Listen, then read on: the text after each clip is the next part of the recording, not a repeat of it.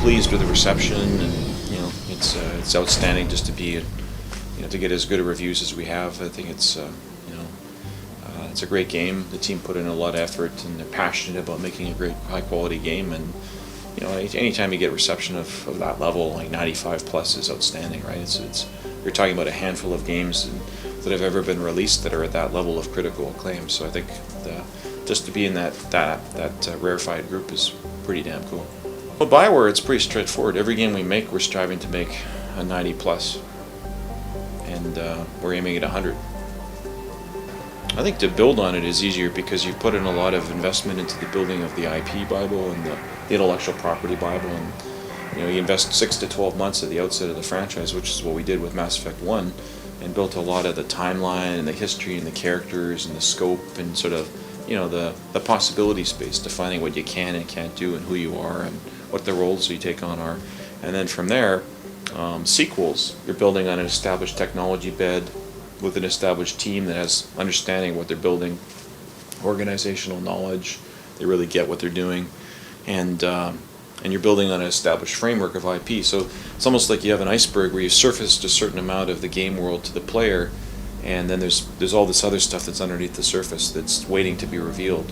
But it gives the part that you have surfaced credibility and depth and a weight and a gravity that means something to players. But it makes the development of the rest of the ancillary products, the extensions, the PDLC, sequels, and so on, easier because you can draw on those things. And you have a team that's ready to do it, and you have an engine and a technology bed that if you're making technology and feature improvements, you can build on and kind of advance. So, sequels are actually quite fun to develop in that sense, because you have clarity of what you're doing, you have a framework of ideally a stable technology bed, and a team that knows how to build content that you can build on. In terms of inspiration of characters, I don't think we've based any characters on other IPs' characters. You always get ideas from different sources.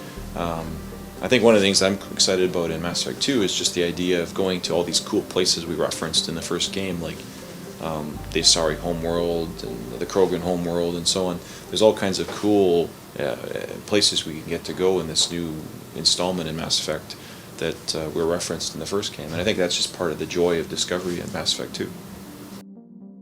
Well, we always evolving what we build, right? We're not locked in or dogmatic in our approach. If we get feedback that we could look at something and consider it, and we say, hey, that would be cool to do. We actually are, one of our core values at BioWare, all the studios I manage in Edmonton and Austin and Montreal and Virginia for Mythic, we're always striving to be humble, and part of humility is the confidence to accept feedback and grow from it and build to be better.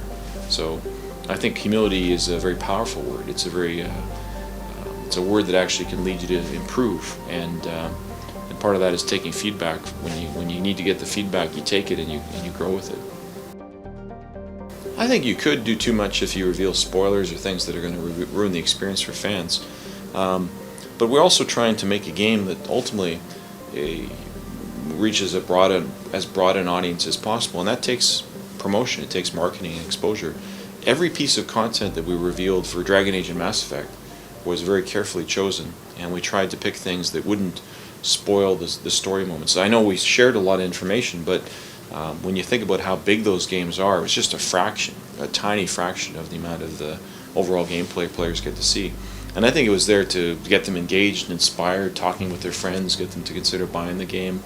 And that includes both our core fans and also more than the mass market that they're looking for a great game to buy, and maybe they only buy 1 or 2 a year.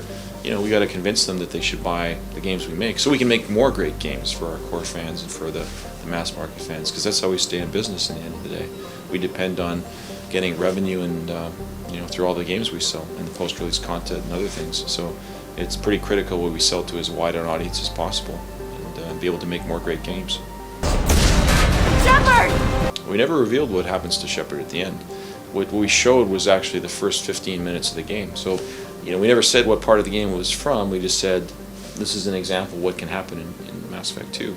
As it turns out, players who play the game get to see that sequence pretty much instantly as soon as they come into the game experience. So, really, it's not that huge a spoiler when you think of it. When you think of the game is actually dozens of hours long. It's a big, expansive game with a lot of optional content. So we just kind of give them a tease, a taste of some of the great content in the game. And you have to do that. You're building expectations. You're selling you're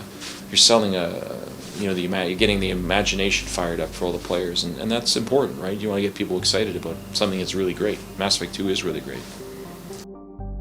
I don't know. I don't think so. I think it gives you a sense that maybe it's worth replaying now too, right? If you know that, you have a very different experience going through the I don't want to spoil it, but the relay that's midway through the game. When you open that up, you can either go through it with a lot of the optional content completed, or you can go through with none of that optional content completed, or some of it. And depending on what you do, you have a totally different end game sequence. Very different things happen to you and your party. So it's worth replaying just to see some of the diversity of choice. You wouldn't know about that choice if we hadn't told you about that. I wish they still made role-playing games like they used to. These days, it's all big choices and visceral combat. I miss those old games where you had to remember to drink water, and it took 5 hours real time to fly somewhere.